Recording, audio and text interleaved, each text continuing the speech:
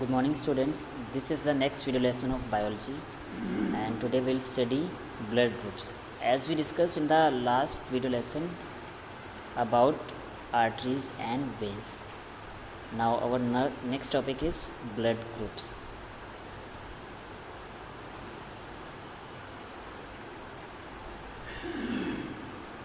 So blood group was discovered by Landsteiner.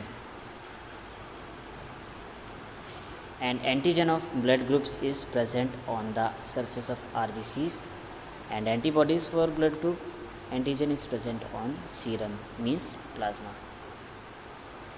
So we can say that the antigen are present on RBCs and antibodies are present in blood plasma.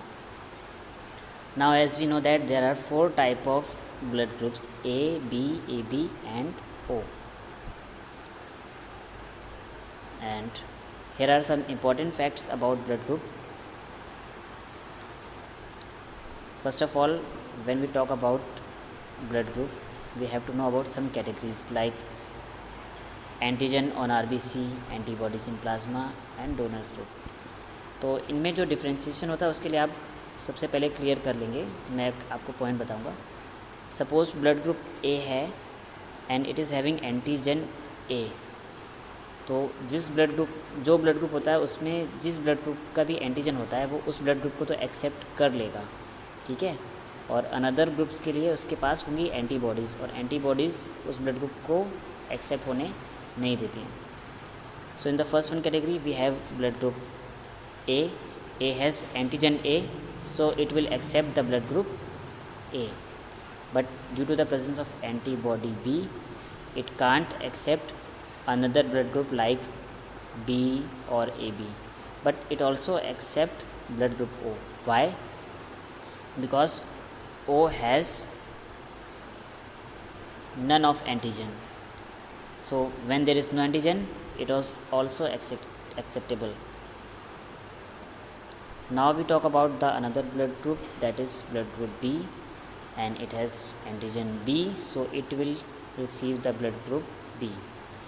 But due to the presence of antigen A, it can't receive blood from blood group A. So here donors group are B and O. B due to the presence of B antigen and O because of no antigen. Another is blood group AB. Blood group AB is just the combination of blood group A and B. And इसको describe करने के लिए मैं एक detail video बनाऊंगा जहाँ पर आपको ब्लड ग्रुप के बारे में सारे वेरिएशन क्लियर हो जाएंगे कि ये एंटीजन और एंटीबॉडी का क्या रोल होता है. So blood group A B have antigen both A and B. So अगर इनके पास दोनों एंटीजन है ए और बी के, means they can receive blood from A, from B, from A B and O also. That's why the blood group A B is also called as all acceptor. And here is no antibodies. ये किसी के against भी कोई antibody generate नहीं कर रहा है, इस वजह से सारे के सारे ब्लड ग्रुप को एक्सेप्ट कर लेगा. The another group is blood group O. Here no antigen but antibody for A and B. और अगर ए और बी के लिए एंटीबॉडीज़ हैं, means neither it receive blood from A nor from B and also not from A B. But there is no antigen, so it can donate its blood to all the blood groups like A, B, AB. So that's why the blood group O is called as all donor.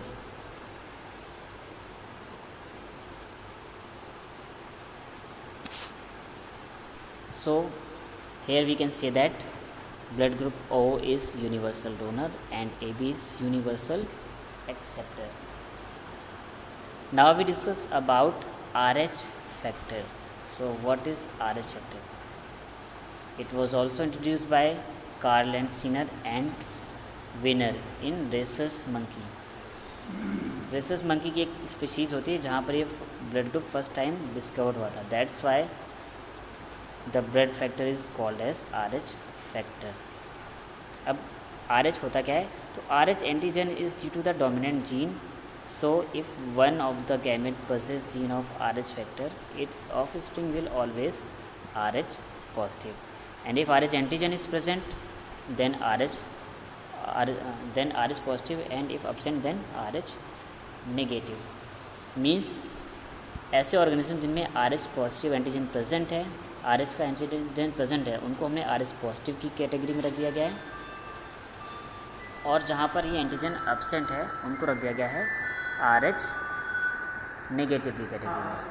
So Rh is not a large group, it's just a blood group of Rh is just a blood protein, and ये protein जहाँ पर present थी उनको Rh positive बोला गया, और जहाँ पे एब्सेंट थी उनको Rh नेगेटिव बोला गया.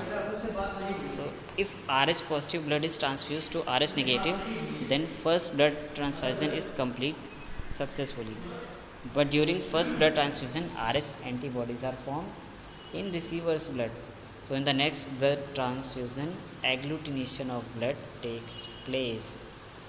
इस बात का मतलब समझिए, सिंपल वे में अगर हम एक डिफरेंट Rh वाले को, एक Rh पॉजिटिव वाले को Rh नेगेटिव का ब्लड ट्रांसफ्यूज़ कराते हैं, तो फर्स्ट टाइम तो वो ईज़िली एक्सेप्ट कर लेता है, बट जैसे ही Rh पॉजिटिव में Rh नेगेटिव का ब्लड फर्स्ट टाइम आता है, तो उसके अंदर एक इम्यून रिस्पॉन्स जनरेट होता है, जिसकी वजह से वो Rh नेगेटिव के अगेंस्ट एंटीबॉडीज़ बनाना स्टार्ट कर देता है. तो जब हमने फर्स्ट ट्रांसफ्यूज़न किया, तब वहाँ पर कोई भी एंटीबॉडीज़ डेवलप नहीं हुई थी, डेवलप होना स्टार्ट हुई थी. But in the case of second blood transfusion, antibodies are developed, और जब ये एंटीबॉडीज़ ऑलरेडी डेवलप हो चुकी होती हैं, then Rh positive blood group जो है वो रिपेल करेगा Rh नेगेटिव को, due to the presence of Rh antibody. तो इस वजह से फर्स्ट ब्लड ट्रांसफ्यूज़न सक्सेसफुल हो जाता है, बट सेकेंड वाला नहीं हो पाता है. अब यहाँ पे जो टर्म थी agglutination, so let's discuss about agglutination. It is a process that occurs if antigen is mixed with its corresponding antibody and forming clumps of blood particle. Means कि एंटीजन अपनी करस्पॉन्डिंग एंटीबॉडी से अगर mix हो जाए, ठीक है, उस case में ब्लड के क्लम्स पड़ जाते हैं, यानी कि वो ब्लड जो है एक तरीके से क्लॉट बनने लगते हैं, ठीक है, क्योंकि वो ब्लड एक दूसरे के अगेंस्ट एंटीबॉडीज़ जनरेट करेंगे और एक दूसरे को एक्सेप्ट नहीं करेंगे, तो ब्लड की जो लिक्विड फॉर्म है वो क्लॉट में कन्वर्ट होने लगती है, and the process is called agglutination. So इस वीडियो लेक्चर में इतना ही. Thank you class.